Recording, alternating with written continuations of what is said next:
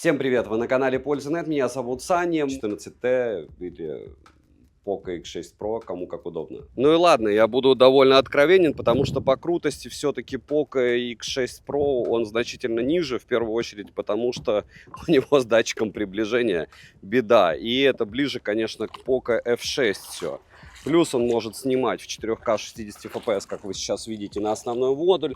IP68, физический датчик приближения.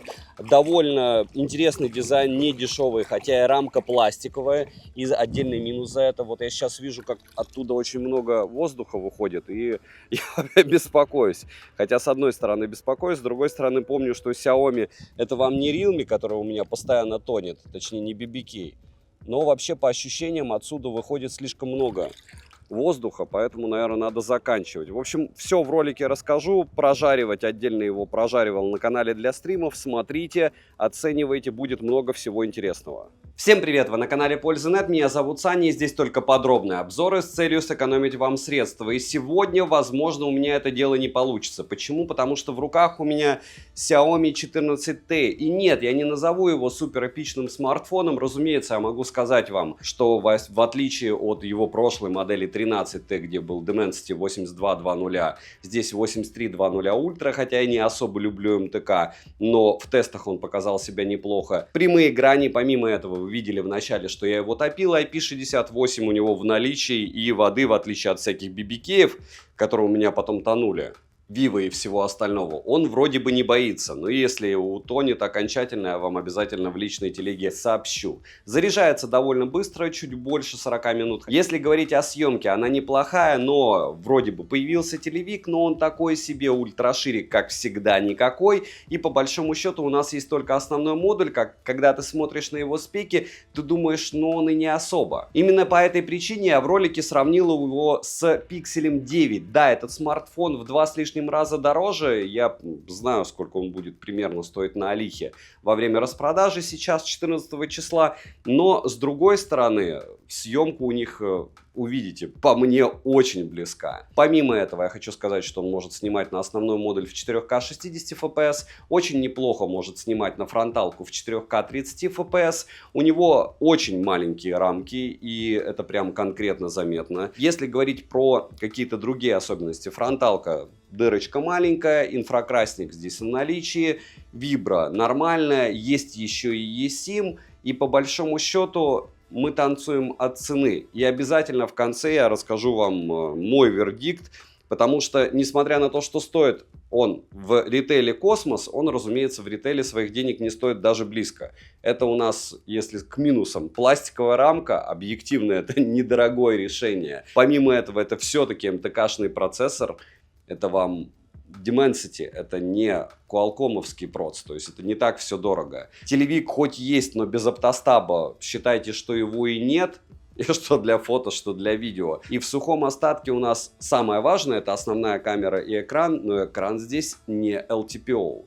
Вот теперь уже, да, разделяем, да, что 14T линейка это T, это не основной, это не 14. Обязательно смотреть до конца, там проанализирую, что бы стоило, по моему мнению, субъективному брать. Смотрим. Распаковка. Данный смартфон поставляется в белой коробке из плотного картона, на которой есть краткая информация и название модели. Во всяком случае, так будет с Алихи приходить. Упаковано все хорошо. В комплекте мы имеем сам смартфон с наклеенной защитной пленкой, силиконовый чехол, кабель для зарядки с USB-A на USB-C и ключ для прорезиненного слота под 2 нано-сим-карты. Карту памяти запихать сюда нельзя, и блока питания в комплекте не в глобалке в России нет. То есть, если вы будете покупать глобал на Али, обращайте внимание, если там в комплекте зарядка или ее не будет. Габариты смартфона 160 на 75 на 9,6 мм, а вес 197 граммов. 7 обзоров в неделю выгружаю, ежемесячно разыгрываю по одному смартфону Poco X6 Pro. К слову, фактически это такой же смартфон и есть. Для участия в розыгрыше необходимо подписаться на этот канал с колоколом, оставить любой осмысленный комментарий больше 5 слов, в комментарии либо в описании своего канала указать свое имя в Телеграме, и вы автоматически автоматически в розыгрыше. Плюс еще я iPhone 16 разыгрываю на Новый год, условия по нему в ролике по ссылке в описании. Приходить на стримы не обязательно, победите, я вам напишу. Начнем. В продаже есть черная, титановая, серая, голубая, лимонно-зеленая расцветки. В последней расцветке тыльная часть выполнена из искусственной кожи, в остальных же расцветках крышки из стекла, рамка пластиковая. Дизайн модели лично мне импонирует, выглядит смартфон хорошо, сборка неплохая, материалы тактильно приятные. Ко всему есть защита по стандарту IP68, смартфон утопление пережил, что радует. На корпусе расположена кнопка питания, качели регулировки громкости, разъем USB Type-C, OTG версии 2.0, за что минус. Далее есть ИК-порт, микрофоны и динамики, но вот мини-джека не завезли. Звучание хорошее, но не топовое, плюс, конечно же, за то, что есть предустановленные эквалайзеры и даже кастомный эквалайзер. Список аудиокодеков вы видите на экране, в целом все необходимые имеются. Bluetooth чип установлен в версии 5.4, вибромотор линейный по оси X, мощный, но в данной ценовой категории не лучший. Настроить силу вибрации можно. Напоминаю, что, кстати, есть уже Bluetooth версии 6.0. И летим дальше. Xiaomi 14T оснащен дисплеем на 6,67 дюйма AMOLED с разрешением 2712 на 1220 пикселей. Плотность пикселей 446 ppi, цветовая гамма 100% DCI-P3, 12-битная матрица, контрастность 5 миллионов к 1 и поддержка HDR10+, и Dolby Vision. Пиковая яркость по моим замерам 1300 люксов, на 100% яркости 830 люксов, с функцией дневной режим 1200 люксов. Автоматическая регулировка яркости срабатывает корректно, частота обновления экрана максимум 144 Гц, которую вы практически нигде не увидите, а частота сенсорной дискретизации 480 Гц. Экран не LTPO, за что отдельно, конечно же, минус. В тесте на частоту дискретизации касания он выдал плохой результат. И в играх он ведет себя слегка странно. Иногда молниеносно, иногда нет. К слову, на 10 касаний одновременно он откликается с затруднениями. Частота регулировки шима 3840 Гц. При измерении прибором Radex показатели шима выше 15% не поднимаются. Если проверять прибором ТКА, мы имеем 60% на минимальной яркости. Но в целом, если смотреть на шим, все прям очень хорошо. Полноценный Always On дисплей в наличии. Далее, разблокировать экран можно при помощи сканера отпечатков пальцев, расположенного под экраном, распознаванием лиц и стандартными способами разблокировки. Сканер отпечатка пальца работает корректно, но промахи проскакивают. Завести можно до 5 отпечатков. Минус за то, что можно завести несколько раз один и тот же отпечаток, что привычно для Xiaomi. Для кого-то это плюс, кому-то кажется, что от этого смарт быстрее разблокируется. Я считаю, что от этого страдает безопасность. Биометрические данные можно зарегистрировать до 2 лиц. Надеюсь, что когда-нибудь они добавят еще возможность зарегистрироваться в, допустим, очках. Но, с другой стороны, хорошо, что есть и отпечаток, и биометрия. Потому что у яблок, допустим, только биометрия — это безумно неудобно. Летим дальше. Процессор MediaTek Dimensity 8300 Ultra. Вы же помните, да, где мы его видели? Poco X6 Pro. С техпроцессором 4 нанометра, с 8 ядрами и максимальной частотой 3,35 ГГц. Графический процессор Mali G615MC6, нейронный процессор MediaTek NPU 780. Интерфейс HyperOS на базе Android 14 версии. Различных функций и технологий в системе много. Также есть AI-функции. Xiaomi реализовали данный функционал в переводчик, заметки, диктофон, галерею, субтитры, редактирование фото и видео, поиск и не только, но, опять же, все это было просто в отдельных программах. И это супер-мега интересная новая упаковка для того, чтобы продавать. Грубо говоря, то, что можно найти по отдельности в интернете, они собрали воедино и поставили в стоковую программу. Также 14T поддерживает голосового ассистента на базе AI Gemini от Google. Оперативная память LPDDR5X доступна на выбор 12 и 16 гигабайт. Внутренняя память UFS 4.0 на выбор 256 гигабайт или 512 гигабайт. Имеется поддержка Wi-Fi 6E, 5G сетей ниже, а также можно завести eSIM. Датчик приближения работает хорошо и без особых нареканий. Здесь они физически запихивают датчик приближения, и у вас никаких проблем не будет. NFC поддерживается, MirPay встает без проблем, GPS в данной модели двухдиапазонный, L1 плюс L5 за что плюс. GPS-тест показывает точность в 1 метр, что стандартно для Dimensity. Далее, емкость аккумулятора 5000 мАч,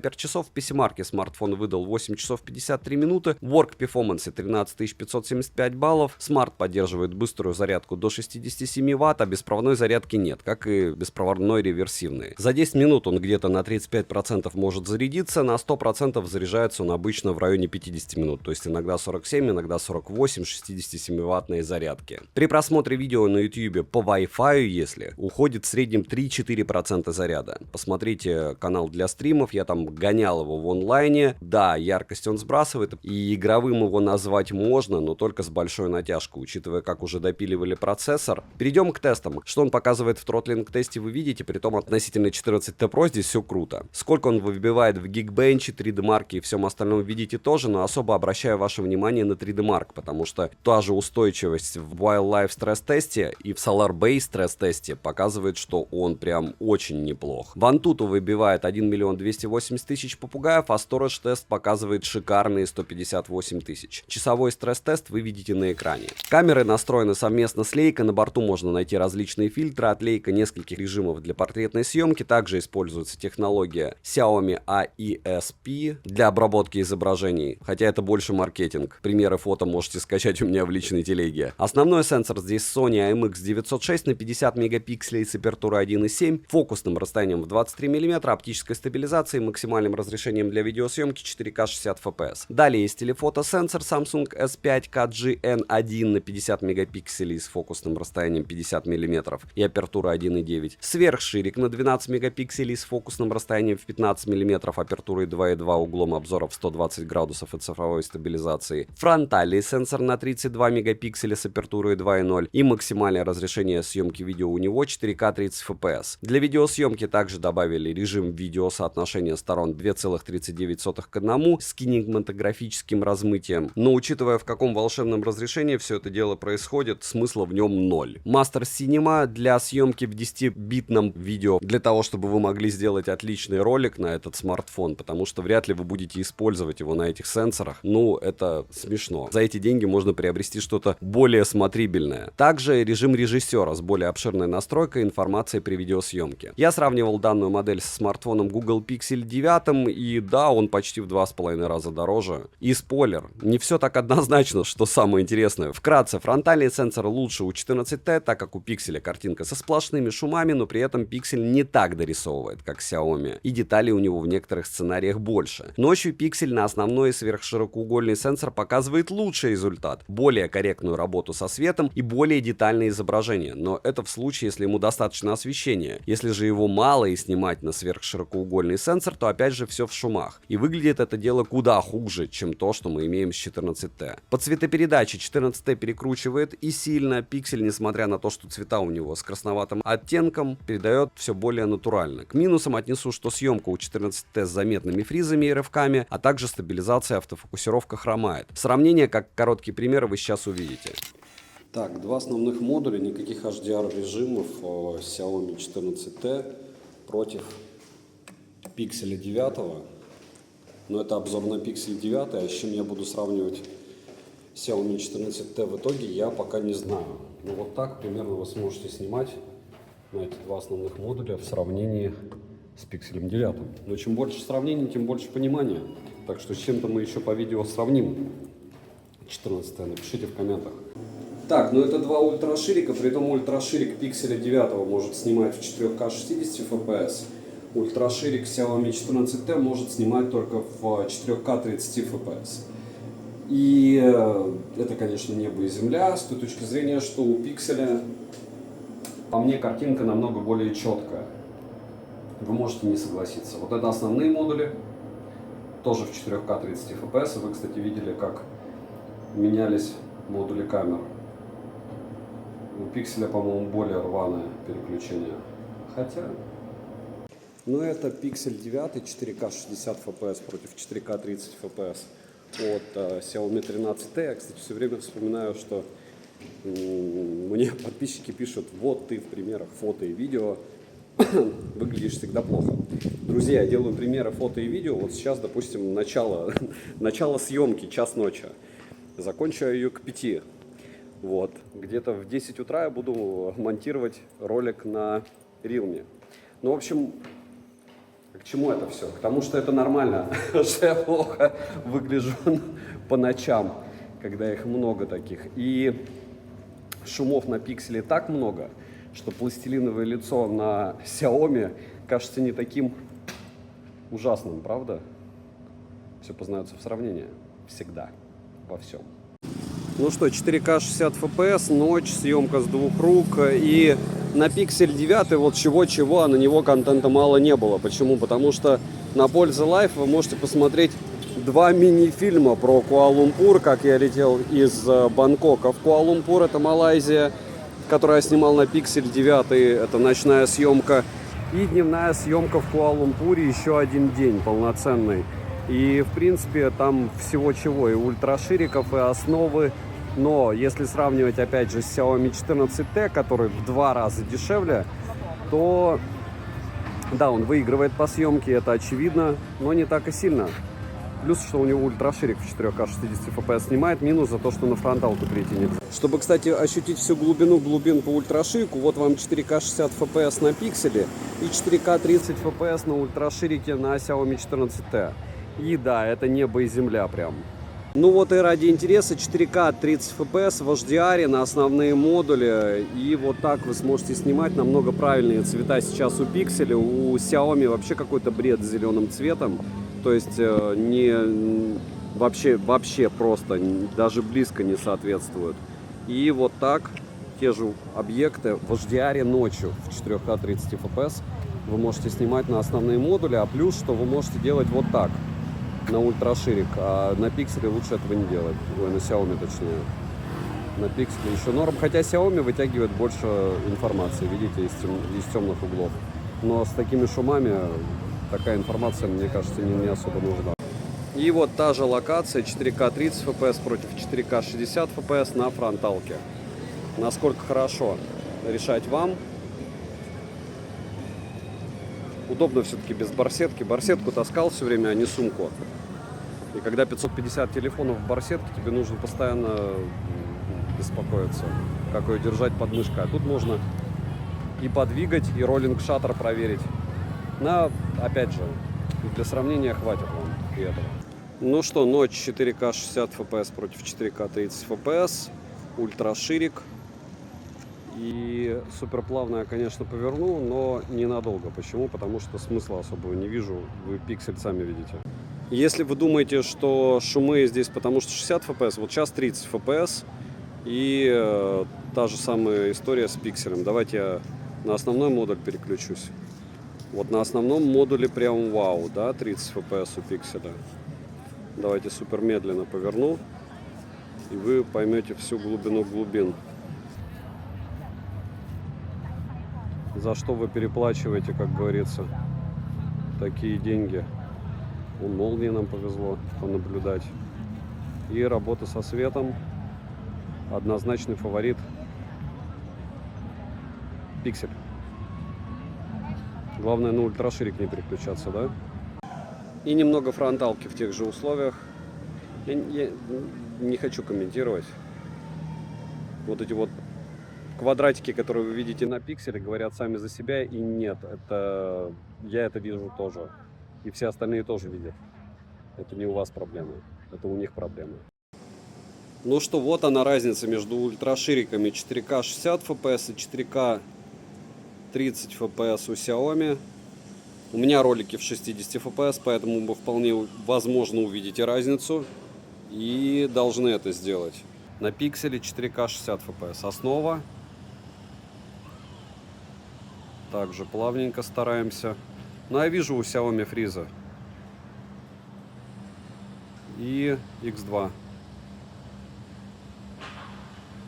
Да, на X2 вообще откровенно. Так, два основных модуля, 4К 60 FPS, идет легкий дождик.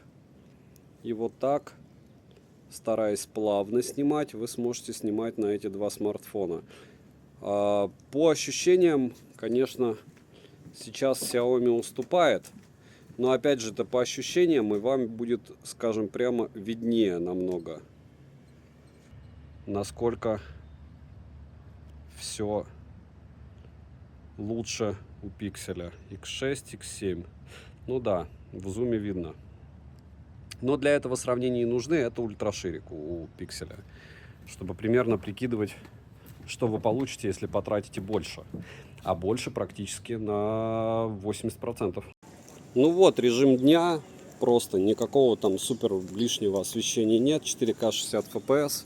Съемка с двух рук. Стараюсь идти плавно. Не дергать ничего. И вот так вы сможете снимать на эти два смартфона. Опять же, повторяюсь, максимально стараюсь плавненько все это делать. Не вижу особого смысла долго мучить их, потому что съемка и там неплохая, но топово ее назвать сложно. Так, 4К 60 FPS, день после дождя, вот так все будет выглядеть в тумане, 4К 60 FPS. Я вижу легкие фризы, но совсем небольшие. И, в принципе, все довольно плавненько. Ультраширик способен снимать в 4К 30 FPS.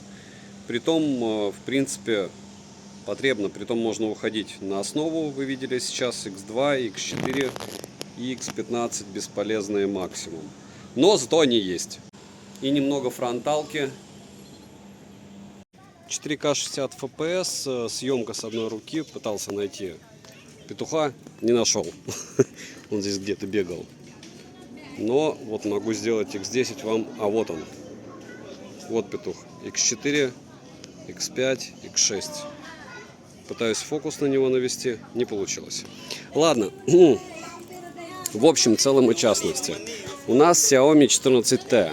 Насчет того, чем он отличается от 13T и всего остального, вы, разумеется, услышите в ролике. Насчет того, насколько он хорошо может снимать. Вот сейчас вы видите, для того, чтобы примерно прикинуть, как он может снимать, я его брал в Куала-Лумпур 14T Pro, правда. Там поинтереснее. Но алгоритмы плюс-минус те же. То есть 4К 60 FPS он будет вам показывать не намного худшую картинку. А в целом, вместо того, чтобы разглагольствовать, вы ее сейчас видите. Насколько хорошо отрабатывает стабилизация. Съемку веду с двух рук. Смарт в чехле, ему не особо жарко. То есть он не горячий. И вот так. Ну и в принципе здесь сейчас не особо жарко. Вы сможете снимать на основной модуль. Сейчас я остановлюсь и по фэншую, как мне говорят, 10 градусов в 10 секунд медленно проведу вам смартфоном. Вот так, если вы будете стараться с двух рук в каком-то месте равномерно, без штатива, снимать на основной модуль в 4К 60 FPS. Да, и чуть-чуть быстро, кстати, веду. Можно было бы еще медленнее. Но опять же, при 4К 60 FPS это нормально. Это вот съемка против солнца. Это, как говорится, полные 360 градусов фуловые. И автофокус вот так. Насчет зума, ну я к нему скептически отношусь. Здесь колесико X6. Где вы его будете использовать? В макро? Ну нет. По цветам, кстати, не видно, чтобы он сильно крутил. Так, вот сейчас ультраширик в HDR, противное солнце, против солнца съемка. И попытка поснимать плавно. Все равно трясется смартфон, когда иду. Вот сейчас с двух рук не трясется. И максимальное здесь зумирование X15. Как говорится, оно вам надо даже днем? Да, я думаю, не особо. Потребно X1, X2, может быть X4 более-менее, да. X4 более-менее, а все, что зумирование больше, это, конечно, печаль. И вот так все это будет выглядеть на ультраширик. Дальше 4К 30 FPS, фронталка. Вот так сможете снимать себя. По поводу роллинг шаттера в день. Вот сейчас солнце бьет мне в глаза, а теперь солнце бьет в линзу. Но все равно динамический диапазон неплохой. Опять же, все познается в сравнении. Смотрите, сравнение было, напоминаю, с Pixel 9. Собирался наделать на Pixel 9 обзор, в итоге делал на 14T, на Pixel 9 попозже. Может быть, чего-нибудь они допилят. Ну, из интересного, у него еще есть режим режиссер. Разумеется, можно вот в таком двойном окне снимать себя. И многие этим пользуются. Но, к сожалению, на фронталку с основного модуля переходить нельзя. Я имею в виду, когда ты снимаешь на основной модуль. Так можно извращаться. Ну что, съезд с горы 4К 60 FPS, основной модуль, на этот раз я в шлеме. Вот. Но ехать буду медленно, потому что днем могут быть люди. Зато вы сможете оценить, насколько хорошо это дело может снимать днем. Можете ставить на паузу и оценить. И когда говорят, что смартфоны не ушли вперед, ну, друзья, вспомните 5 лет назад, вы могли бы на телевизоре смотреть уже сжатое на YouTube качество со смарта видео. Понятно, что фото в каком-то смысле топчется на месте, оно и будет топтаться долго и упорно, пока никакие новые оптические решения не найдут. Либо, опять же, у нас уже перископы появились, либо второй вариант развития событий и каким-то образом прям будет нереально круто работать, но пока это чистой воды маркетинг. Вот так примерно вы сможете снимать на основной модуль на камеру, может быть на ультраширик поснимаете, сейчас я включу. Вот ради интереса ультраширик в автомате буду максимально плавно ехать. Почему? Потому что важнее безопасность, чем контент, как говорится. И вот так вы сможете на ультраширик снимать, это считать полицейские.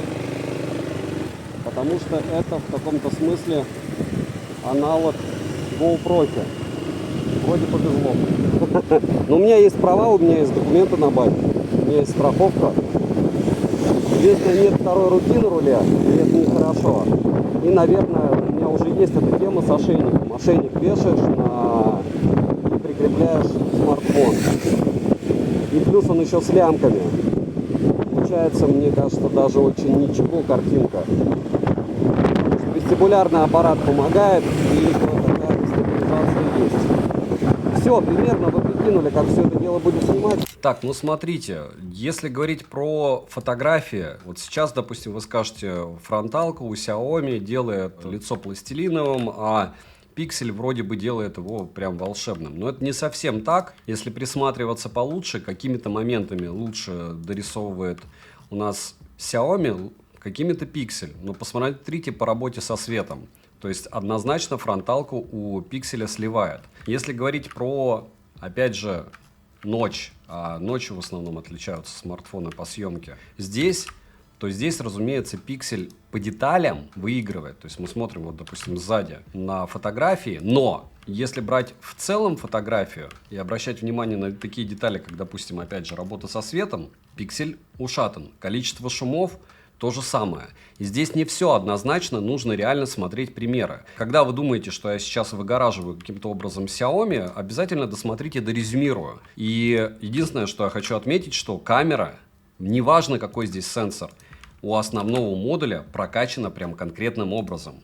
Вы заметьте, даже цвета плюс-минус одинаковые, а из темных участков Xiaomi еще и больше вытягивает. Да, может быть с мольбертом, гуашью и вот так вот все нарисовано, но это прям уровень. Так что в целом, как фото а-ля флагман, потому что Pixel 9 это все-таки фото-флагман, Xiaomi может с ним легко конкурировать. Опять же, мое субъективное мнение, исходники скачивайте что на Pixel, что на Xiaomi в моей личной телеге по ссылке в описании. Если говорить про дневные фотографии, здесь то же самое. Здесь маленькая война, потому что вот смотрите, дымка у Pixel и дымка у Xiaomi может по-разному вам нравиться, но то, что вижу я здесь, и то, что вижу я здесь, одинаково не очень хорошо с одной стороны, с другой стороны одинаково плохо. И местами, да, Pixel выигрывает, местами Xiaomi. По цветам и по работе вот с этой сложной картинкой, да, Xiaomi выкрутила контраст, но в целом в остальных моментах повело себя очень даже достойно, по мне.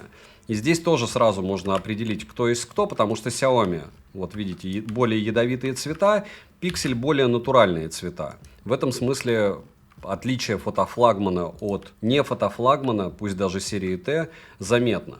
Если говорить здесь, то здесь, скорее всего, я даже не определю, кто есть кто, только если посмотрю, опять же, на зелень. Или посмотрю на разрешение, правильно? Но не будем о грустном, потому что здесь, скорее всего, у нас Pixel. Да, здесь у нас Xiaomi, цвета зеленые, видите как? Обрабатывает он.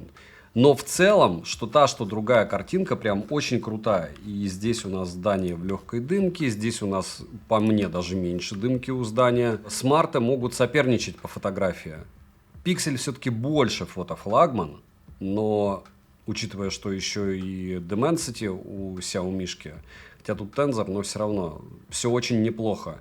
Скачивайте исходники, делайте выводы сами. Минусы: нет мини-джека, нет возможности расширить внутреннюю память, вставив карту памяти, нет беспроводной зарядки, нет адаптера питания в комплекте. Цену можете посмотреть, перейдя по ссылке в видео. Разумеется, во время старта продаж будет все хорошо, и, как мы знаем, Xiaomi одни из самых лояльных продавцов, и скидок будет еще много. Главное, не покупать его за какие-то космические деньги, которые стоят флагмана, и все. Всем, кто подпишется и оставит любой комментарий, огромное спасибо, знаете, вы помогаете проекту. Ну и как всегда, мне бы хотелось довольно долго и мучительно сделать резюмирую. Почему? Вот у нас Poco X6 Pro, который на таком же процессоре. Вот Xiaomi 14T. Насколько он хорош? Давайте с хорошего. Он отлично снимает. Это факт. С одной стороны. С другой стороны, я не буду говорить еще 10 тысяч раз про телевик, что у него, к сожалению, отсутствует полностью стабилизация какая-то. Но мы просто, если даже хотим стабилизацию видео, он переключается на 1080p 30 fps. Если ты хочешь снимать, у тебя прямые руки, видео он снимает хорошо. Вы это уже видели сегодня, даже относительно Pixel 9. Насколько он лучше будет снимать, чем 14T Pro, вы увидите. А теперь сразу к плохому. Я не знаю, кто как тестирует, я тестирую устройство в основном в онлайне. У меня есть Польза стримы канал, там мы 3 раза прогнали его в Antutu, он сбрасывал яркость незначительно. Но когда мы начали гонять его в игры, как говорится, все стало на свои места. Проще говоря, PUBG New State 34% он съел, тач отваливался, FPS сбрасывался. Genshin Impact через 8 минут FPS вместо 60 он показал 30 FPS, просто сбросил. Тач был ужасен, через 10 минут неиграбелен, и яркость он сбросил до 400 люксов. На данный момент этот процессор, по идее, должен быть вылизан по полной программе, потому что он не новый, мягко скажем, 8320 Ultra. Но один вывод я могу за вас сделать, он не игровой. Что мы имеем в сухом остатке? Это пластиковая рамка, она не металлическая. Это отсутствие беспроводной зарядки. Хорошо, что здесь Always On дисплей полноценный. Хорошо, что здесь датчик приближения физически он отрабатывает отлично. Великолепно, что здесь есть eSIM, и суперски, что есть IP68. Но универсальным и идеальным устройство на медиатеке я назвать не могу. Потому что мои конкретно тесты он провалил игровые, но не провалил какие тесты? Правильно. Камеры у него справлялись отлично. Основной модуль. Потому что ультраширик, что телевик, о них мне говорить, мягко говоря, не хочется. Хотите, посмотрите примеры, сделайте для себя выводы. И, скорее всего, ваши выводы будут с моими коррелировать, как минимум. Так вот, смартфон внешне мне нравится. Стоит ли он своих денег? Вот у нас есть Poco X6 Pro. Есть Poco F6. Все это концерн Xiaomi. Есть до этого Xiaomi 13T. Попытаются они продавать его $500 минус там $50 скидон и еще $50 от магазина. В общем, если вы увидите это устройство в районе 35, оно хорошее. Дороже 35, думайте. И опять же, хорошее для чего? То есть всем игрокам приготовиться, есть Poco X6 Pro на том же самом процессоре. По поводу герцовки 144 Гц, напишите мне, где вы будете ее использовать. По поводу супербыстрой зарядки, она не мега быстрая, мы с вами встречали еще лучше. Если говорить про еще какие-то недостатки, да, у нас уже перекос по звуку конкретный на нижний динамик. Да, кому-то может и звучание не понравится, кому-то вибро окажется слишком слабым. Но здесь на вкус и цвет все фломастеры разные, я считаю, что все остальное здесь на свою стоимость. Если говорить о ценах в ритейле, это вообще бред, я их обсуждать не хочу. И вот такой вот у меня взгляд. Вам делать выводы, правильно я смотрю на что-то или нет. Может быть, я что-то пропустил. Может быть, недостаточно делал акцентов на то, что связь здесь хорошо он ловит, стандартно для этого ценового сегмента. Но, как говорится, мы все любим пруфы. А пруф в чем? Первое. Как я играл в него в онлайне. Можете посмотреть на пользу стримы. Я сохранил исходники фотографий в моей личной телеге. И обзор одним кадром после этого обзора, разумеется, будет, когда я дождусь солнечной погоды, для того, чтобы показать в тех же самых условиях, как я гоняю также все смартфоны, насколько хорош его основной модуль. Как хорошо отрабатывал основной модуль у 14T Pro, который очень даже похож в первую очередь по алгоритмам работы и ПО, вы можете посмотреть на пользу стримы. Я в Куала-Лумпур, когда летал, час на него снимал по всему городу. Отрабатывал он очень достойно. Съемка классная. Я его, кстати, уже долбанул. Он у меня раза 4 падал на кафель. и выжил. И плюс ему за это в карму, несмотря на то, что пластиковый корпус, молодцы. Я был уверен, что разобьется. Девайсу от меня, несмотря на все недостатки, однозначно да, но все будет танцевать от цены. Эти недостатки вы знаете. Как мне говорят, пора тебе просто начинать уже играть только с кулером, и об этом никому не рассказывать. И тогда у тебя будет по 20% в PUBG поедать, он будет FPS держать. Но это уже будет другая история, и мы с вами будем тестировать все равно даже с кулером все в онлайне. Подписывайтесь на канал с колоколом, пишите, согласны ли вы со мной, любой комментарий очень сильно помогает проекту. Огромное спасибо за просмотр, добра и удачи вам, дорогие друзья!